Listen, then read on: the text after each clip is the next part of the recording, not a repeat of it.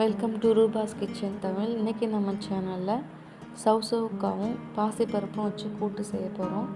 அதுக்கு பாசிப்பருப்பு முதல்ல எடுத்து கொஞ்சம் தண்ணி சேர்த்து ஊற வச்சுக்கரலாம். அதை ஊறிக்கிட்டு இருக்கட்டும். அதுக்கு தேவையான காய்கறி கட் பண்ணிக்கிறலாம்.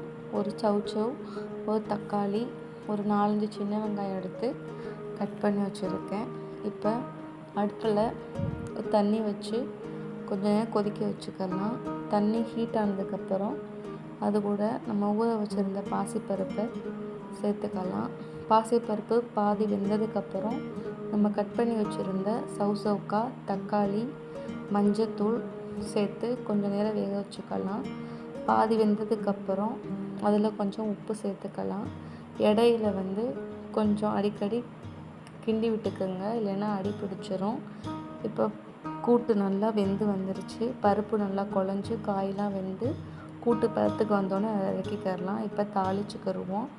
எண்ணெய், கடுகு, கருவேப்பில்லை, சின்ன வெங்காயம், கொஞ்சம் பெருங்காயம் எல்லாம் சேர்த்து தாளித்து ஊற்றிக்கலாம்.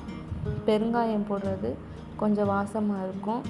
குழந்தைங்களுக்கு கொடுத்தோம்னா பெருங்காயம் சேர்த்துருந்தா கொஞ்சம் நல்லது.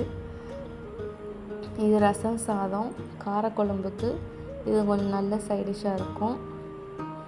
இந்த கூட்டு ரொம்ப டேஸ்ட்டாக இருக்கும். எல்லோரும் ட்ரை பண்ணி பாருங்கள். இந்த வீடியோ பிடிச்சிருந்துச்சுன்னா சப்ஸ்கிரைப் பண்ணுங்கள். தேங்க்ஸ் ஃபார் வாட்சிங்.